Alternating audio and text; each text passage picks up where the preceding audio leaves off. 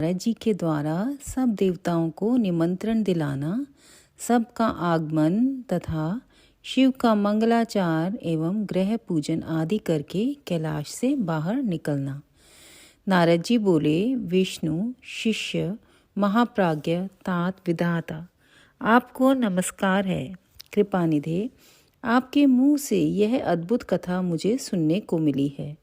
अब मैं भगवान चंद्रमौली के पास परम मंगलमय तथा समस्त पाप राशि के विनाशक वैवाहिक चरित्र को सुनना चाहता हूँ।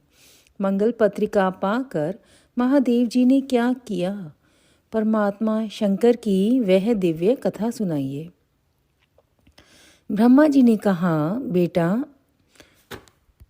तुम बड़े बुद्धिमान हो, भगवान शंकर के उत्तम यश को सुनो। मंगल पत्रिका पाकर भगवान शंकर ने जो कुछ किया वह बताता हूँ।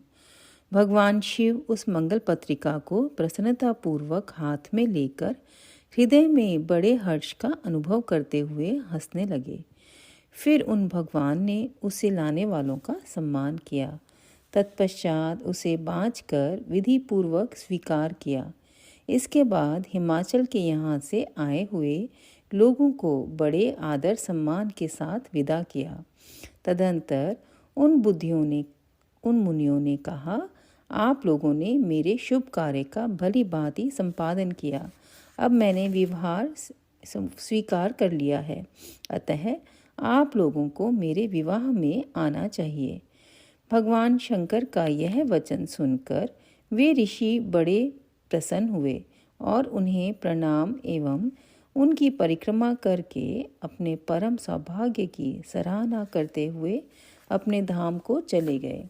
मुने, तदंतर महालीला करने वाले देवेश्वर भगवान शंभु ने लोकाचार का सहारा ले तत्काल ही तुम्हारा स्मरण किया।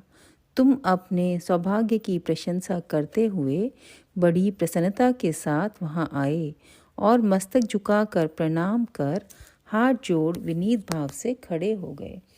तब भगवान शिव ने कहा, नारद, तुम्हारे उपदेश से देवी पार्वती ने बड़ी भारी तपस्या की और उससे संतुष्ट होकर मैंने उन्हें यह वर दिया कि मैं पति रूप से तुम्हारा पानी ग्रहण करूँगा। पार्वती की भक्ति देखकर मैं उनके वश में हो गया हूँ, इसलिए उनके साथ विवाह करूँगा। सब ऋषियों ने लग्न का साधन और शोधन कर दिया है, अतः आज से 7वें दिन मेरा विवाह होगा। उस अवसर पर लौकिक रीति का आश्रय ले मैं महान उत्सव करूँगा।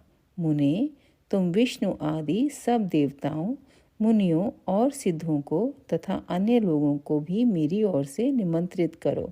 सब लोग मेरे शासन की गुरुता को समझकर प्रसन्नता और उत्साह के साथ सब प्रकार से सज धज कर स्त्री पुरुषों के साथ लिए यहाँ आएं। ब्रह्मा जी कहते हैं, मुने, भगवान शंकर की इस आज्ञा को शिरोधार्य करके तुमने शीघ्र ही सर्वत्र जाकर उन सबको निमंत्रण दे दिया। तत्पश्चात शंभु के पास आकर उनकी आज्ञा के अनुसार तुम वहीं ठहर गए। भगवान शिव भी उन सब देवताओं के आगमन की उत्कंठापूर्वक प्रतीक्षा करते हुए अपने गणों के साथ वहीं रहे।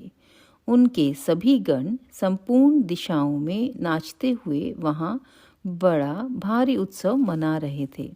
इसी बीच में भगवान विष्णु सुंदर वेश धारण किए अपनी पत्नी और दल बल के साथ शीघ्र ही कैलाश पर्वत पर आए और भक्ति भाव से भगवान शिव को प्रणाम करके उनकी आज्ञा पाकर प्रसन्नतापूर्वक उत्तम स्थान में ठहर गए। इसी प्रकार मैं अपने गणों के साथ स्वतंत्रता पूर्वक शीघ्र ही कैलाश गया और भगवान शंभु को प्रणाम करके अपने सेवकों सहित आनंद सहित वहाँ ठहरा। तदंतर इंद्र आदि लोकपाल और उनकी स्त्रियां आवश्यक सम्मान के साथ खूब सज धज कर आई। वे सब के सब उत्सव मना रहे थे। तत्पश्चात मुनि, नाग, सिद्ध, उपदेवता तथा अन्य लोग भी निमंत्रित हो उत्सव मनाते हुए वहां आए उस समय महेश्वर ने वहाँ आए हुए सब देवता आदि का पृथक पृथक सहर्ष स्वागत सत्कार किया। फिर तो कैलाश पर्वत पर बड़ा अद्भुत और महान उत्सव होने लगा। देवांगनाओं ने उस अवसर पर यथा योग्य नृत्य आदि किया। विष्णु आदि जो देवता भगवान शंभु की वैवाहिक यात्रा संपन्न कराने के लिए इस समय वहां आए थे, वे सब यथास्थान ठहर गए। भगवान शिव की आज्ञा पाकर सब लोग उनके प्रत्येक कार्य को अपना ही कार्य समझकर नियंत्रित रूप से करने लगे और इसे शिव की सेवा मानने लगे। उस समय सातों मातृकाएं वहां बड़ी प्रसन्नता के साथ शिव को यथा योग्य आभूषण पहनाने लगी। मुनिश्रेष्ठ, परमेश्वर भगवान शिव का जो स्वाभाविक वेश था वही उनकी इच्छा से उनके लिए आभूषण की सामग्री बन गया। उस समय चंद्रमा स्वयं उनके मुकुट के स्थान पर जा विराजे। उनका जो सुंदर ललाटवर्ती तीसरा नेत्र था वही शुभ तिलक बन गया। मुने, कानों के आभूषणों के रूप में जो 2 सर्प बताए गए हैं वे नाना प्रकार के रत्नों से युक्त 2 कुंडल बन गए। अन्य अन्य अंगों में स्थित सर्प उन अंगों के अति रमणीय नाना रत्नमय आभूषण हो गए। उनके शरीर में जो भस्म लगा हुआ था वही चंदन आदि का अंगराग बन गया और उनके जो गज चर्म आदि परिधान थे वे सुंदर दिव्य दुकूल बन गए। इस प्रकार उनका रूप इतना सुंदर हो गया कि उसका वर्णन करना कठिन है। वे साक्षात ईश्वर तो थे ही, उन्होंने पूरा पूरा ऐश्वर्य प्राप्त कर लिया। तदंतर समस्त देवता, यक्ष, दानव, नाग, पक्षी, अप्सरा और महर्षिगण मिलकर भगवान शिव के समीप गए और महान उत्सव मनाते हुए प्रसन्नतापूर्वक उनसे बोले, महादेव महेश्वर, अब आप महादेवी गिरिजा को ब्याह लाने के लिए हम लोगों के साथ चलिए हम पर कृपा कीजिए। तत्पश्चात विज्ञान से प्रसन्न हृदय वाले भगवान विष्णु ने भगवान शंकर को भक्तिभाव से प्रणाम करके उपयुक्त प्रस्ताव के अनुरूप ही बात कही। भगवान विष्णु बोले, शरणागत वत्सल देव महादेव प्रभु, आप अपने भक्तजनों का कार्य सिद्ध करने वाले हैं, अतः मेरा एक निवेदन सुनिए। कल्याणकारी शंभु, आप गृह सूत्रोक्त विधि के अनुसार गिरिराज कुमारी पार्वती देवी के साथ अपने विवाह का कार्य कराइए। आपके द्वारा विवाह की विधि का संपादन होने पर वही लोक में सर्वत्र विख्यात हो जाएगी। अतः नाथ, आप कुल धर्म के अनुसार प्रेम पूर्वक मंडप स्थापन और नांदे मुख श्राद्ध कराइए तथा लोक में अपने यश का विस्तार कीजिए। ब्रह्मा जी कहते हैं, नारद, भगवान विष्णु के ऐसा कहने पर लोकाचार परायण परमेश्वर शंभु ने विधि पूर्वक सब कार्य किया। उन्होंने सारा अभ्युदयिक कार्य कराने के लिए मुझको ही अधिकार दे दिया था। अतः वहाँ मुनियों को साथ ले मैंने आदर और प्रसन्नता के साथ वह सब कार्य संपन्न किया। महामुने, उस समय कश्यप, अत्रि, वशिष्ठ, गौतम, भागुरी, गुरु,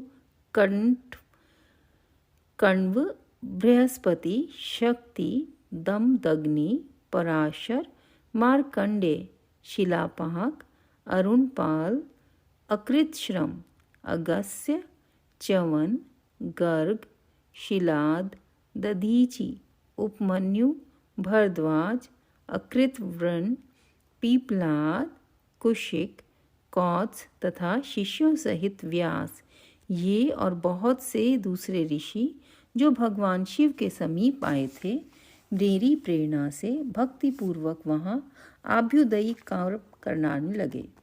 वे सब के सब वेदों के पारंगत विद्वान थे। अतः वेदोक्त विधि से वैवाहिक मंगलाचार करके ऋग्वेद, यजुर्वेद और सामवेद के विविध उत्तम सूक्तों द्वारा महेश्वर की रक्षा करने लगे। उन सब ऋषियों ने बड़ी प्रसन्नता के साथ बहुत से मंगल कार्य कराए।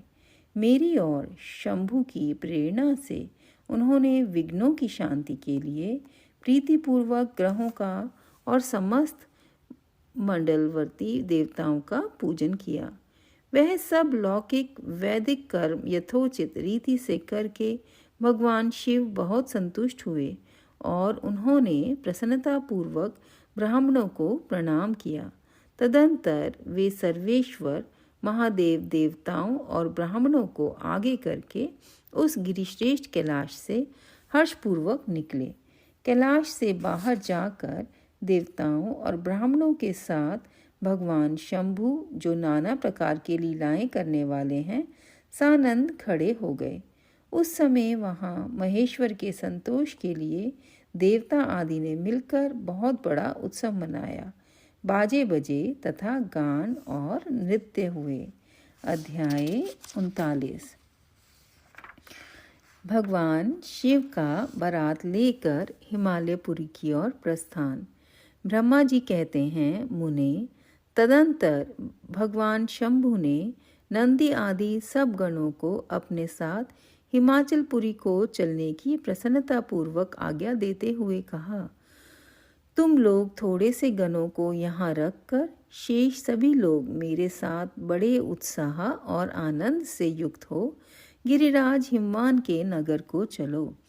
फिर तो भगवान की आज्ञा पाकर गणेश्वर, शंख, कर्ण, कैकराक्ष, विकृत, विशाख, पारिजात, विकृतानन, दुदुम्भ, कपाल, संदारक, कंदुक, कुंडक, विष्ठम्भ, पीपल, सनादक, आवेशन, कुंड, पर्वतक, चंद्रतापन, काल, कालक, महाकाल, अग्निक, अग्निमुख, आदित्यमूर्धा, घनावह, सन्नाह, कुमुद, अमोघ, कोकिल, सुमंत्र, काक, पादोदर, संतानक, मधुपिंग, कोकिल, पूर्णभद्र, नील, चतुर्वक्त्र, करण, अहिरोमक, यज्वाक्ष, शतमन्यु, मेघमन्यु, काष्ठागूढ़, विरूपाक्ष, सुकेश, वृषभ, सनातन, तालकेतु, षण्मुख, चैत्र, स्वयं प्रभु, लकुलीश, लोकांतक, दीप्तात्मा, दैत्यांतक, भृंगिरिटी, देवदेव प्रिय, अशनि, भानुक, प्रमथ तथा वीरभद्र अपने असंख्य कोटि कोटि गणों तथा भूतों को साथ लेकर चले। नंदी आदि गणराज असंख्य गणों से घिरे चले तथा क्षेत्रपाल और भैरव भी कोटि कोटि गणों को लेकर उत्सव मनाते हुए प्रेम और उत्साह के साथ चल पड़े। वे सब सहस्र हाथों से युक्त थे, सिर पर जटा का मुकुट धारण किए हुए थे। उन सब के मस्तक पर चंद्रमा और गले में नील चिन्ह थे तथा वे सब के सब त्रिनेत्रधारी थे। उन सब ने रुद्राक्ष के आभूषण पहन रखे थे। सभी उत्तम भस्म धारण किए थे और हार, कुंडल, केयूर तथा मुकुट आदि से अलंकृत थे। इस प्रकार देवताओं तथा दूसरे दूसरे गणों को साथ ले भगवान शंकर अपने विवाह के लिए हिमवान के नगर की ओर चले। चंडी देवी रुद्रदेव की बहन बनकर खूब उत्सव मनाती हुई बड़ी प्रसन्नता के साथ वहां आ पहुंची। वे शत्रुओं को अत्यंत भय देने वाली थी। उन्होंने सांपों के आभूषण से अपने को विभूषित कर रखा था। उनका वाहन प्रेत था। वे उसी पर आरूढ़ हो अपने माथे पर एक सोने का भरा हुआ कलश लिए चल रही थी। वह कलश महान प्रभापुंज से प्रकाशित हो रहा था। मुने, वहाँ करोड़ों दिव्य भूतगण शोभा पाते थे, जिनका रूप विकराल था। उनके रूप रंग भी अनेक प्रकार के थे। उस समय डमरुओं की डिम डिम घोष से, भेड़ियों की गड़गड़ाहट से और शंखों के गंभीर नाद से तीनों लोग गूंज उठे थे। दुंदुभियों की ध्वनि से महान कोलाहल हो रहा था। वह जगत का मंगल करता हुआ अमंगल का नाश करता था। देवता लोग देवगणों के पीछे होकर बड़ी उत्सुकता के साथ बारात का अनुसरण करते थे। संपूर्ण सिद्ध और लोकपाल आदि भी देवताओं के साथ थे। देवमंडली के मध्य भाग में गरुड़ के आसन पर बैठकर लक्ष्मीपति भगवान विष्णु चल रहे थे। मुने उनके ऊपर महान छत्र तना हुआ था जो उनकी शोभा बढ़ाता था। उन पर चंवर डुलाए जा रहे थे और वे अपने गणों से घिरे हुए थे। उनके शोभाशाली पार्षदों ने उन्हें अपने ढंग से आभूषण आदि के द्वारा विभूषित किया था। इसी प्रकार मैं भी मूर्तिमान वेदों, शास्त्रों, पुराणों, आगमों, सनकादिक महासिद्धों, प्रजापतियों, पुत्रों तथा अन्य अन्य परिजनों के साथ मार्ग में चलता हुआ बड़ी शोभा पा रहा था और शिव की सेवा में तत्पर था। देवराज इंद्र भी नाना प्रकार के आभूषणों से विभूषित हो ऐरावत हाथी पर आरूढ़ होकर अपनी सेना के बीच से चलते हुए अत्यंत सुशोभित हो रहे थे। उस समय बारात के साथ यात्रा करते हुए बहुत से ऋषि भी अपने तेज से प्रकाशित हो रहे थे। वे शिवजी का विवाह देखने के लिए बहुत उत्कंठित थे। शाकिनी, यातुधान, बेताल, ब्रह्म राक्षस, भूत, प्रेत, पिशाच, प्रमथ आदि गण, तुम्बुरु, नारद, हाहा और हु आदि श्रेष्ठ गंधर्व तथा किन्नर भी बड़े हर्ष से भरकर बाजा बजाते हुए चले। संपूर्ण जगन माताएं, सारी देव कन्याएं, गायत्री, सावित्री, लक्ष्मी और अन्य देवांगनाएं, ये तथा दूसरी देव पत्नियां जो संपूर्ण जगत की माताएं हैं, शंकर जी का विवाह है यह सोचकर बड़ी प्रसन्नता के साथ उसमें सम्मिलित होने के लिए गई। वेदों, शास्त्रों, सिद्धों और महर्षियों द्वारा जो साक्षात धर्म का स्वरूप कहा गया है तथा जिसकी अंग कांति शुद्ध स्फटिक के समान उज्ज्वल है, वह सर्वांग सुंदर वृषभ भगवान शिव का वाहन है। संगत जी, यहाँ पे नंदी जी के बारे में इतना सुंदर बताया गया है। देखिए कितना नंदी जी की कितनी इम्पोर्टेंस है। देखिए वेदों, शास्त्रों, सिद्धों और महर्षियों द्वारा वो धर्म के स्वरूप कहे गए हैं। उनकी अंग कांति शुद्ध है, स्फटिक के समान उज्ज्वल है, सर्वांग सुंदर हैं। वो वृषभ भगवान, वो नंदी जी भगवान शिव जी के वाहन हैं। धर्म वत्सल भगवान शिव जी, महादेव जी उस वृषभ पर आरूढ़ हो सबके साथ यात्रा करते हुए बड़ी शोभा पा रहे हैं। देव ऋषियों के समुदाय उनकी सेवा में उपस्थित थे। इन सब देवताओं और महर्षियों के एकत्र हुए समुदायों से महेश्वर की बड़ी शोभा हो रही थी। उनका बहुत श्रृंगार किया गया था। वे शिवा का पानी ग्रहण करने के लिए हिमालय के भवन की ओर जा रहे थे। नारद, इस प्रकार बारात की यात्रा संबंधी उत्तम उत्सव से युक्त शंभु का चरित्र कहा गया। अब हिमालय नगर में जो सुंदर वृत्तांत घटित हुआ उसे सुनो। अध्याय 40। संगत जी, आज हम यहीं तक पढ़ेंगे। और इतना फ़नी एक इंस्टेंस है जो गुरुजी शिव को कमला बोलते थे और कहते थे कि कहते हैं कि वो कमला ने तो 2 बार शादी करी, मैं तो 1 बार भी नहीं की थी। गुरुजी जैसे कि महाशिव हैं और ब्रह्मा, विष्णु और महेश सब गुरुजी की से ही उत्पन्न हुए हैं, तो वो शिव को अपने संतान ही मानते हैं।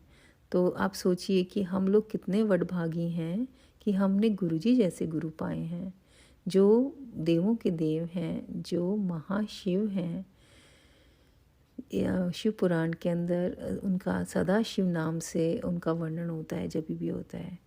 तो बहुत बहुत बहुत ही ये सुंदर उत्तम व्याख्यान चल रहा है शिव जी की पार्वती से शादी